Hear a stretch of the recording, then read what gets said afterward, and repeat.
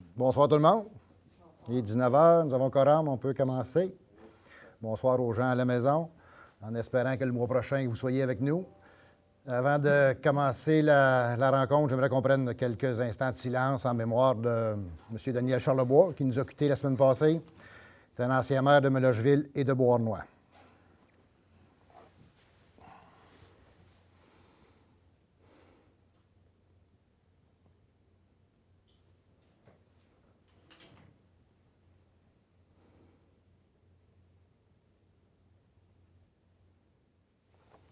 Merci beaucoup.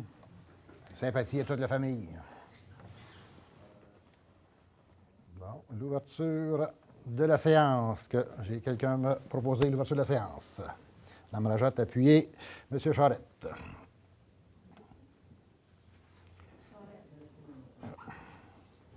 L'ordre du jour que vous avez reçu. Est-ce que j'ai quelqu'un me proposer l'ordre du jour? M. Laberge, appuyez. M. Savard. Tout le monde est d'accord? 1.4, approbation des procès-verbaux. Nous avons 3 procès-verbaux à accepter. La séance ordinaire du 18 janvier 2022, la séance extraordinaire du 18 janvier 2022 et la séance extraordinaire du 20 janvier 2022. Vous avez les procès-verbaux avec vous. Est-ce que j'ai quelqu'un pour les proposer? M. Bellemare, appuyez. Mme Fortier. Tout le monde est d'accord? Le point 2, les dépôts de documents. 2.1, certificat relatif au déroulement d'une consultation écrite, dérogation mineure DM 2022-002. Il s'agit, on va voir le règlement un peu plus tard, il s'agit d'un bâtiment qui va être situé le Maxi. Donc, la dérogation permettra un affichage en arrière pour qu'on le voit de l'autoroute et une affiche à l'intérieur du bâtiment qui va dépasser légèrement la hauteur du bâtiment. Donc, les gens avaient jusqu'à hier pour émettre les commentaires. On n'a pas reçu de commentaires, donc le certificat va être déposé. 2.2, certificat relatif au déroulement d'une consultation écrite, projet du règlement 701-60 modifiant le règlement de zonage 701 afin de permettre l'affichage spécifique dans la zone C229 aux pôles commerciaux. Il s'agit de la zone qui va être située, où va être situé le Super C, donc en face de la rue Edmour-Daou, à côté du Canac. Donc, c'est pour permettre de l'affichage commercial. Les gens avaient jusqu'à aujourd'hui 16 h pour émettre des commentaires. On n'a pas reçu de commentaires, donc le certificat va être déposé. 2.3, certificat relatif au déroulement de la procédure de demande écrite de scrutin référendaire, règlement 2021-18, décrétant un emprunt de 2 825 000 et une dépense de 2 825 000 pour l'exécution des travaux de finition à l'usine d'épuration. Tel que discuté à la dernière séance, il s'agit de travaux mis à niveau de notre usine d'épuration. Les gens avaient jusqu'à aujourd'hui pour faire une demande de procédure de scrutin référendaire. Il n'y en a pas eu, donc le certificat va être déposé. Le point 3, les avis de motion. 3.1, avis de motion et projet de règlement. Règlement 705-04 modifiant le règlement sur les permis de certificat 705 afin d'inclure des dispositions aux demandes de démolition nécessitant le dépôt d'une demande pour une étude au comité de démolition. Le point suivant, on va voir un projet de règlement pour encadrer les démolitions. Donc là, il est question présentement du montant pour une demande de permis de démolition à 1 000 $. Puis là, il s'agit seulement des demandes qui seront analysées par le comité et seulement pour des bâtiments qui vont être sur la liste soumis.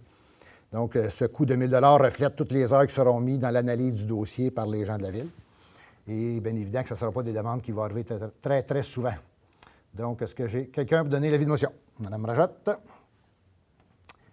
3.2, avis de motion, dépôt du projet de règlement relatif à la démolition d'immeubles. C'est ce que je parlais précédemment.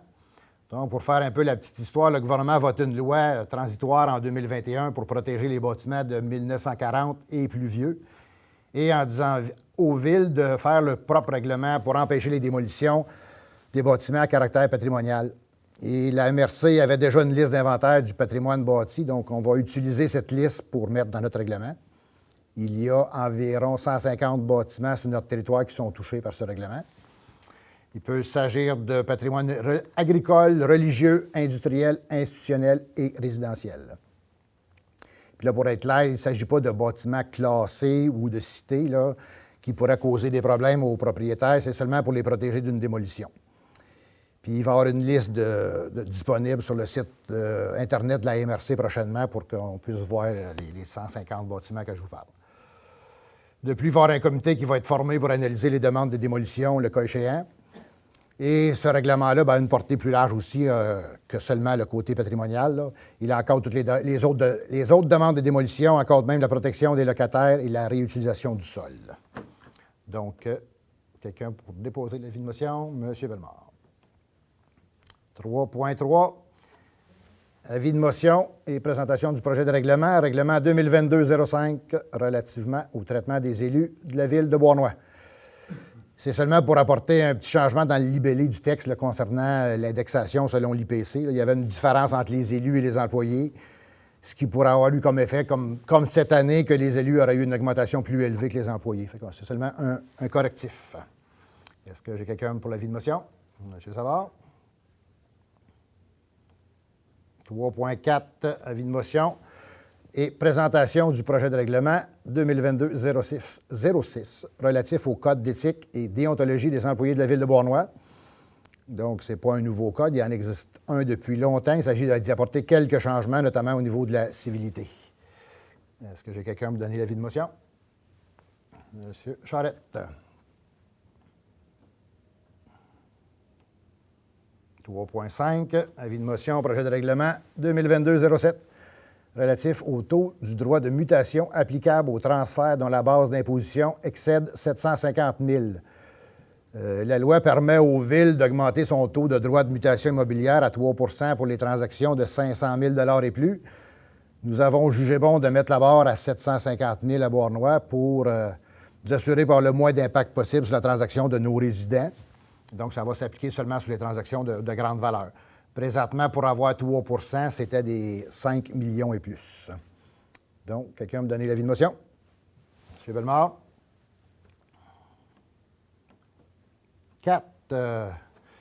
4.1, adoption du règlement 701-60 modifiant le règlement de zonage 701 afin de permettre de l'affichage spécifique dans la zone C229 aux pôles commerciaux.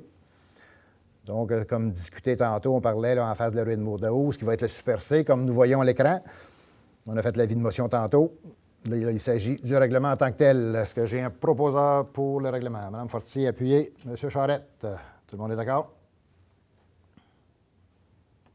4.2, adoption du règlement 2022-03 relatif au code d'éthique et de déontologie des élus de la ville de Beauharnois. Donc, tel qu'expliqué tantôt, là, il s'agit du règlement en tant que tel. Est-ce que j'ai un proposeur? M. Charette, appuyez. M. Bellemare.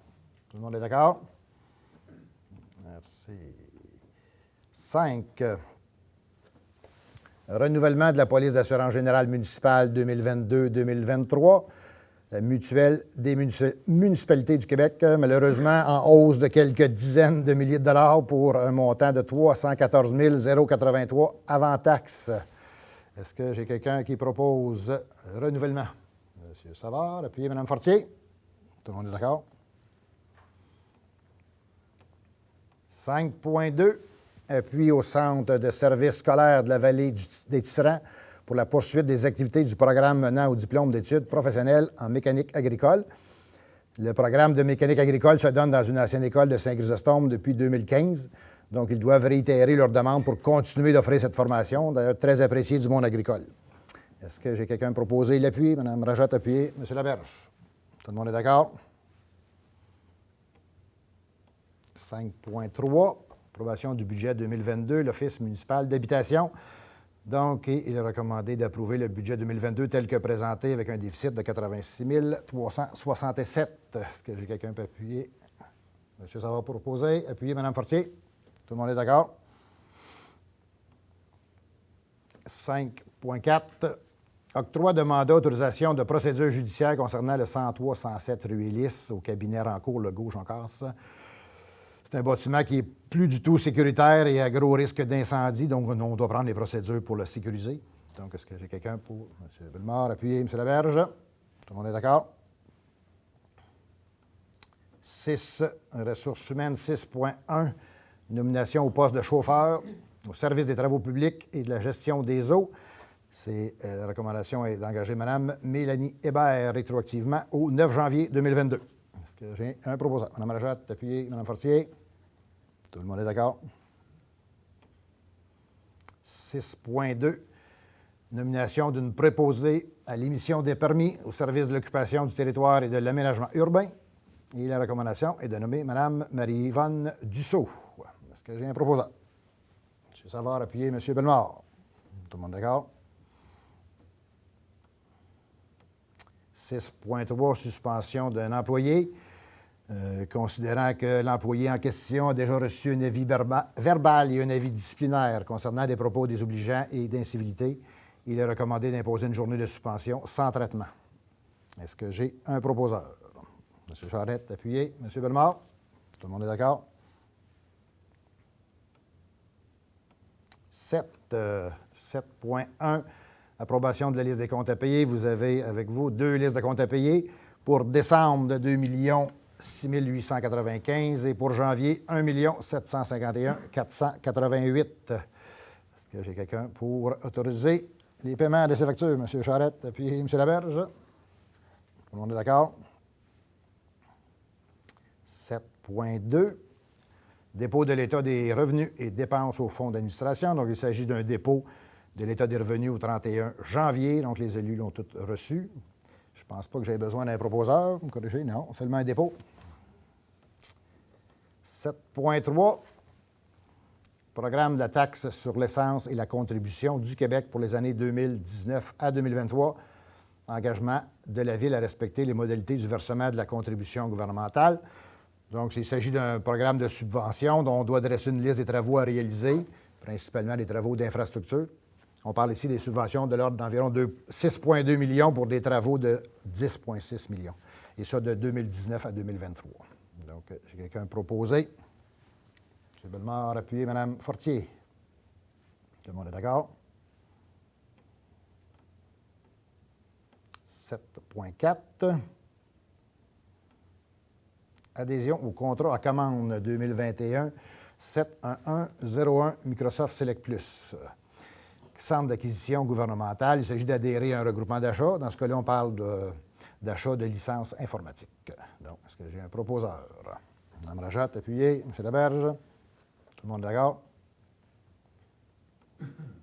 7.5. Adhésion au contrat à commande 2022 8025 60 cartouches d'impression originale et compatible, encore au centre d'acquisition gouvernementale. Donc, le même principe que le précédent, cette fois-ci pour des cartouches. Est-ce que j'ai un proposeur? M. Bellemare, appuyé. M. Savard? Tout le monde est d'accord? 7.6. Octroi de contrat, demande de prix pour le marquage de chaussée pour les années 2022, 2023 et 2024. DP 2021-015 pour la compagnie Marquage Signalisation Rive-Sud. Donc, la recommandation est d'octroyer le contrat à Marquage Signalisation Rive-Sud pour un montant annuel de 10 464 avant taxe. Mme Rajette propose, appuyé. M. Savard? Tout le monde est d'accord? 7.7. Octroi de contrat, demande de prix pour des services professionnels pour la préparation de 2 plans concept pour l'aménagement du bord de l'eau. Donc, la proposition ici d'octroyer le contrat Manda Works pour un montant de 27 780 avant taxe et de former un comité de pilotage qui va être formé de M. Loïc Lessard-Paquette, chef de division loisirs et événementiel, Mme Anne Boutier, chef de division loisirs et culture et vie communautaire, M. Aziz Lasseni, directeur général adjoint, M. Alain Savard, conseiller, M. Dominique Bellemare, conseiller. Donc, on parle ici de l'aménagement, d'avoir des plans pour l'aménagement du bord de l'eau, du pont blanc qu'on appelle jusqu'à la marina. Là. Fait qu'est-ce que j'ai? Un proposeur. M. Laberge, appuyé. M. Charette. Tout le monde est d'accord? 7.8. Octroi de contrat de gré à gré. Accompagnement personnalisé pour la mise à jour de la politique de la famille des aînés 2022-002. Donc, il s'agit d'un service d'accompagnement pour mettre à jour notre politique familiale. La recommandation est d'octroyer le contrat à Espace Muni pour un montant de 13 000 Est-ce que j'ai un proposeur? M. Charette, appuyé. Mme Fortier. Tout le monde est d'accord? Charette, Fortier.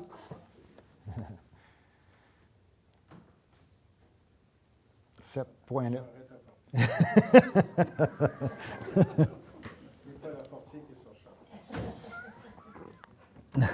7,9. Octroi de contrat, demande de prix pour la disposition des boues de l'usine d'épuration du secteur Bois-Noir. La seule soumissionnaire étant l'entreprise Mario Art Inc. pour un montant de 52 849. Est-ce que j'ai un proposeur? M. Savard, appuyé. Mme Rajotte.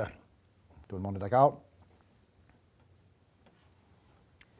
Point 8. 8.1. Nomination d'une élue responsable des questions famille et aînés, programme de soutien aux politiques familiales. Donc, une des obligations pour obtenir un appui financier dans le cadre de la mise à jour de la politique familiale, c'est d'avoir un conseiller à titre d'élu responsable des questions famille.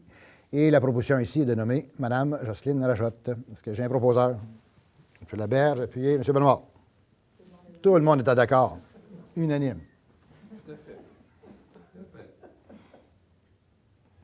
8.2, adoption de la Charte pour la protection de l'enfant, en mémoire d'Aurore Gagnon, l'enfant martyr, et du 100e anniversaire de son décès.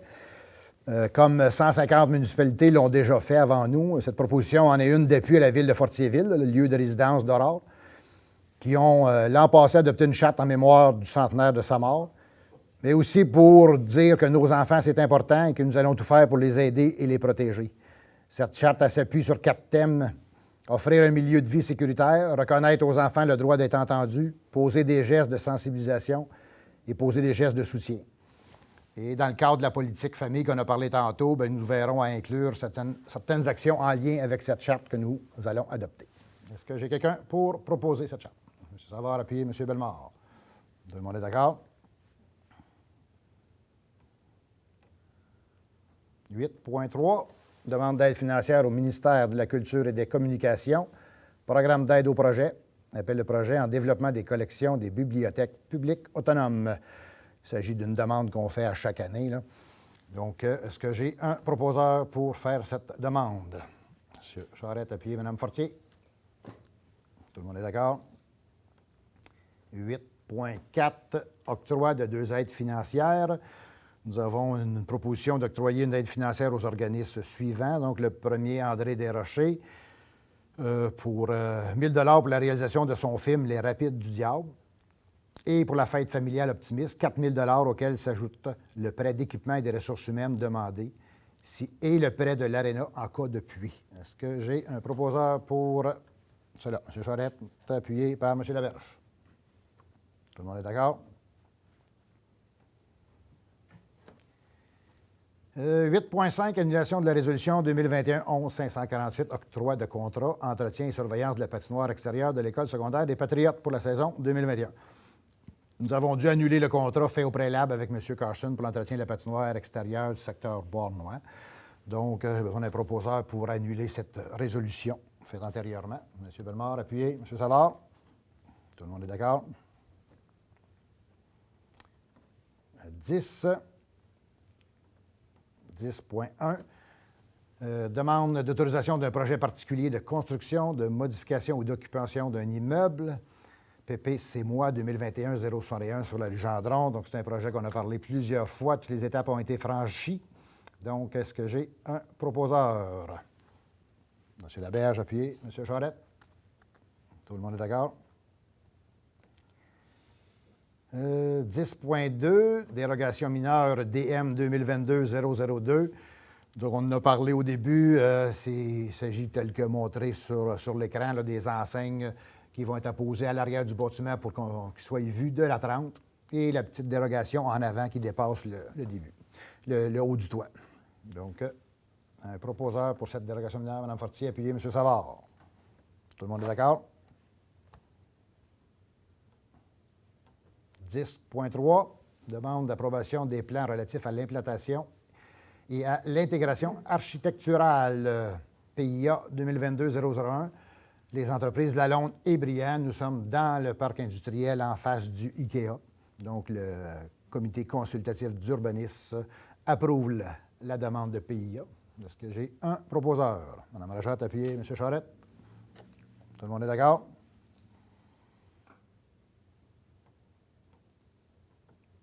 10.4, demande de paiement d'une somme d'argent, permis de lotissement, numéro 2022-001.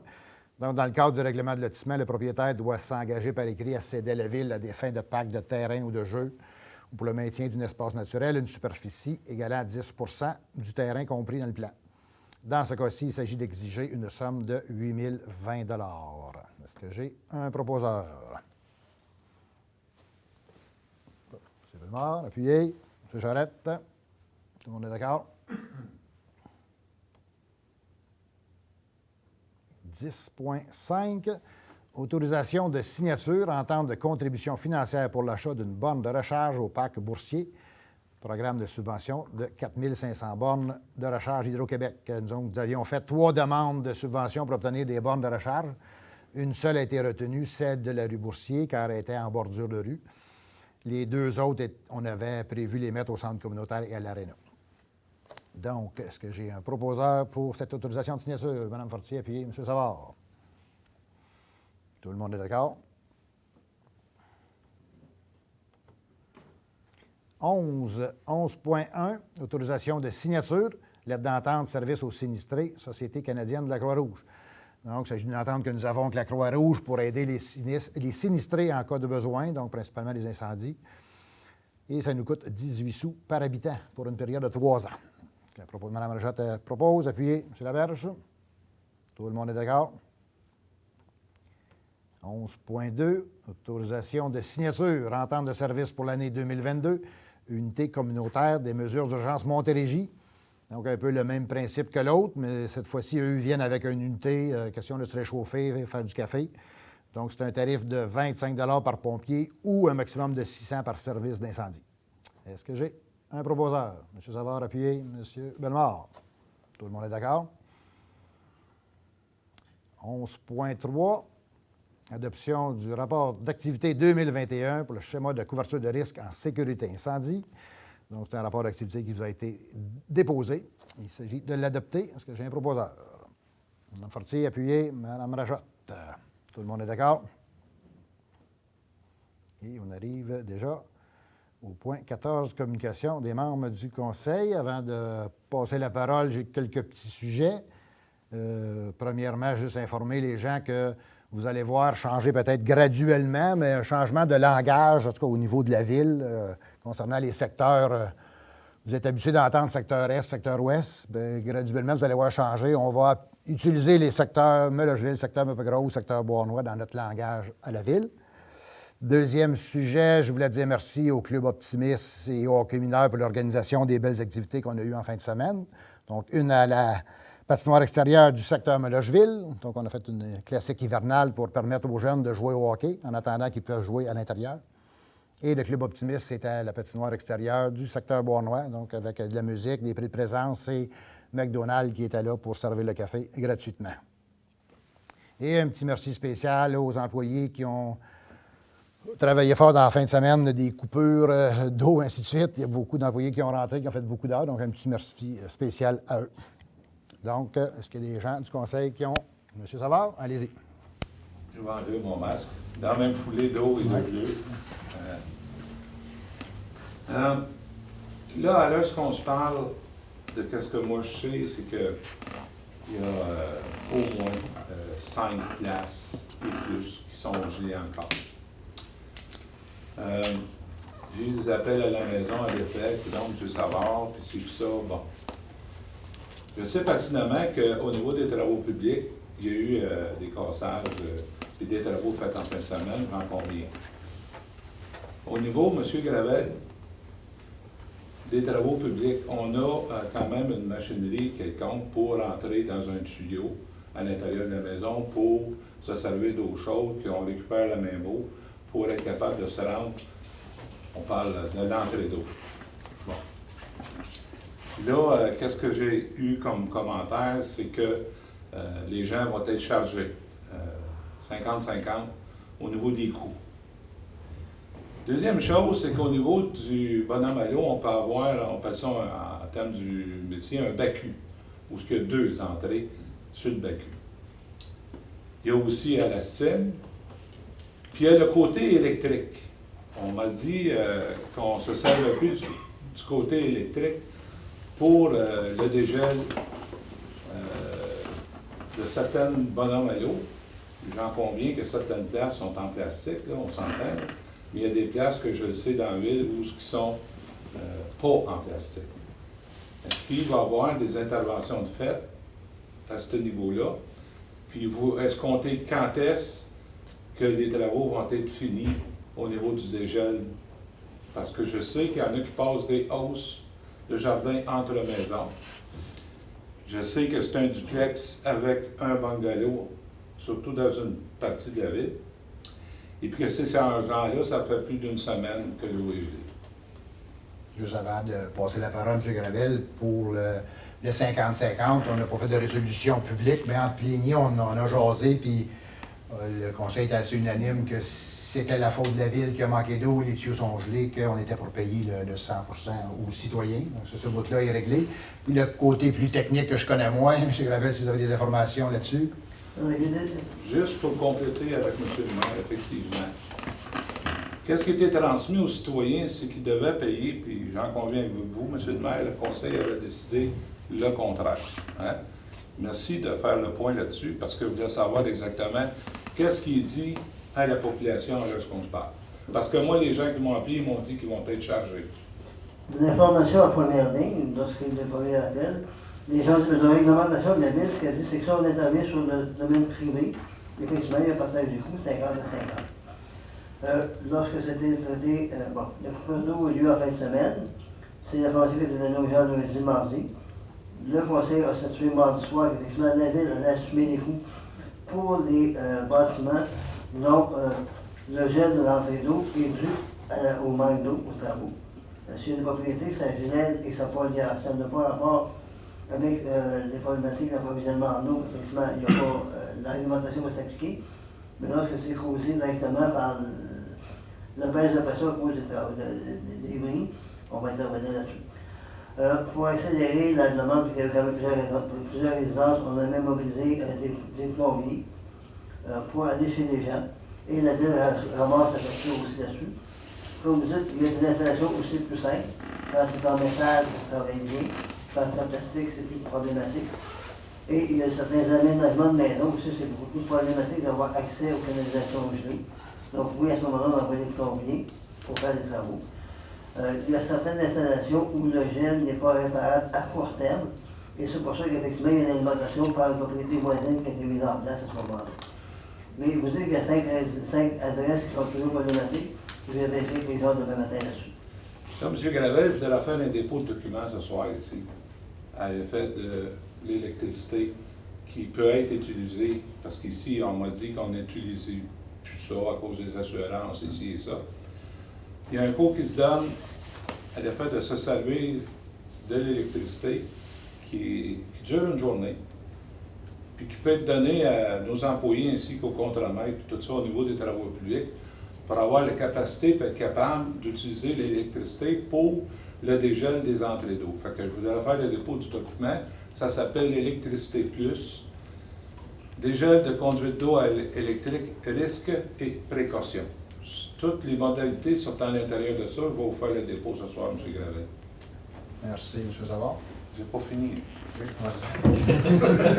Merci pour ce point-là. Ah, c'est bien, tu l'as su qu'il n'est pas fait. On va faire le dépôt de ce document-là. Dans une deuxième partie, c'est qu'actuellement, on peut avoir des compagnies qui peuvent venir nous supporter au niveau du dégel électrique, qui sont disponibles, qui peuvent être disponibles dessus à l'appel. Si toute réserve, je pense que c'est 200$ de l'heure, ou quelque chose du genre, puis ils peuvent venir ici faire le dégel. Je sais pertinemment qu'il y a une place, je n'aimerais pas les places, qu'on ne peut pas faire le dégel à ce niveau-là, parce que l'entrée a été nouvellement faite, puis c'est tout du plastique, on s'entend. Fait que donc, c'est une autre méthode de dégel qui doit être employée à ce niveau-là. Ma question est fort simple, M. Gravel. Au niveau du dégel, quand est-ce que la population doit s'attendre à ce que toutes les maisons soient faites? Est-ce que vous pensez vendredi, cette semaine, ou dans l'autre semaine, selon vos prévisions, vous? Je n'ai pas de détails précis. Je vais dire ces 5 que vous mentionnez. Est-ce qu'il y en a d'autres? Je vais revenir au conseil demain par courrier électronique. Je vous envoie voici des adresses qui sont toujours problématiques et voici l'échéance pour chacune des adresses. Dans ce temps, je vous tiendrai à vous remercier.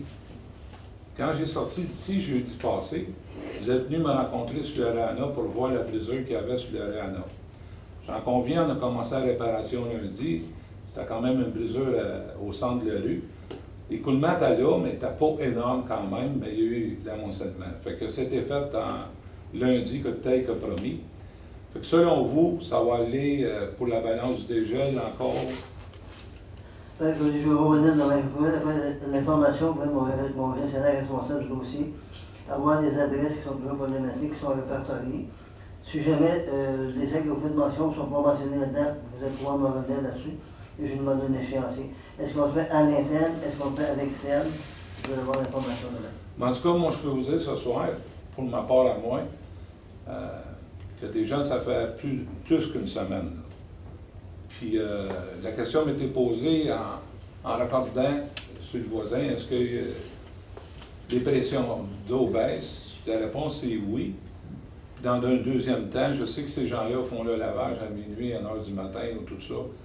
Ça cause quand même des préjudices aux personnes. Je conviens que les employés de la ville ils ont fait le travail. Je tiens à le mentionner, c'est pas ça. Si on a besoin d'appui ou d'aide extérieure, je suis ouvert à ça, en tout cas, de ma part. Merci, M. Grevet. Merci, M. Savard. D'autres interventions? M. Charette? Moi, j'aimerais simplement inviter la population à venir ce samedi au Parc Sauvé, donc le 12 février, de midi à 4 heures, pour une activité plaisir d'hiver organisée par le service des loisirs véhicules communautaires. C'est ouvert à toute la famille, c'est gratuit, il y a de l'activité sportive hivernale, il y aura des kiosques, des jeux d'antan, des attractions, animations et musique traditionnelle. La microbrasserie de la Centrale sera sur place aussi avec des dégustations et différents produits, ainsi que le camion de rue B-Burger Mobile. Ça, c'est payant, cette portion-là. Sera lieu aussi de la fête, avec du café, du chocolat chaud, des beignes, des gaufres et des soupes chaudes, et j'ai déjà hâte d'y aller. C'est bien vendu, merci. Oui. De midi à 4 heures, au Parc Sauvé. Merci beaucoup. Hein. D'autres interventions? Non, OK. Questions du public. Nous avons reçu 2 questions que je vais vous lire. La première de M. Jonathan Baudry de la rue Roger-Boisvert. Suite au nombreux bris d'aqueduc dans le secteur, il a marqué S, mais je vais le corriger, secteur Maple-Grove, dont 2 dans la même semaine. Est-ce qu'il y a un plan pour corriger la situation pour de bon? Il est sous question, le manque de pression est aussi un problème avec les nombreux nouveaux développements. Est-ce que nous sommes dus pour des travaux du système dans le secteur S? Il n'y a pas de cachette à faire que nos infrastructures sont très vieillissantes et un retard sur le remplacement qui a été pris depuis longtemps.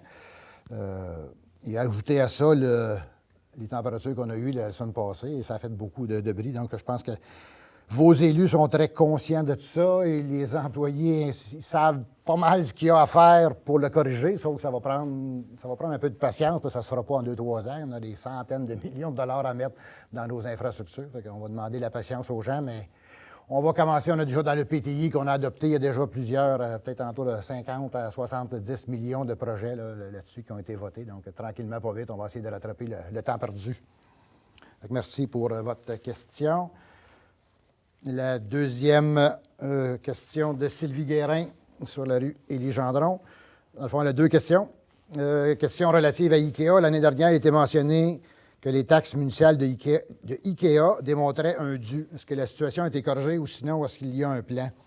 Dans le fond, il n'y a pas de taxe en retard de IKEA. C'est plutôt une contestation sur la valeur plutôt qui est en jeu dans ce dossier-là. Et la deuxième question, sujet garderie, bien que je comprenne que le projet n'est pas géré par la Ville, avez-vous des développements sur l'avancée du projet compte tenu que le terrain a déjà été cédé? Donc, l'amphithéâtre par rapport au terrain va être signé d'ici quelques jours. Et encore pour avoir parlé à Gaétane, la construction est prévue pour cette année, aux dernières nouvelles. C'est ça les développements pour la garderie. Donc, merci pour votre question aussi. Monsieur Charette. Par l'heure du souper, donc je la lance à M. Gravel. Je pense que c'est une question qui intéresse beaucoup de monde. Il veut savoir, au niveau de la rue Élis, où en est l'échéancier, est-ce qu'ils vont voir des travaux qui vont se faire bientôt? Donc, la question se pose. La présentation du rapport sur la qualification du centre-ville, qui demandait qu'il avait été donné à l'automne dernier, va se faire en plénier le 22 février prochain. Entre-temps, notre ingénieur, M. Lasca, poursuit les démarches avec l'ISO Québec pour la mise à niveau du dossier. Et le tout va être coordonné d'ici la fin du mois pour revenir sur un échéancier là-dessus. Parfait. On va tenir au courant le citoyen à ce moment-là. Parfait, merci. Merci beaucoup. Good. On est rendu à la levée de la séance. Que j'ai quelqu'un à me proposer? M. Charette, appuyé, Mme Rajotte. Merci beaucoup. Bonsoir tout le monde.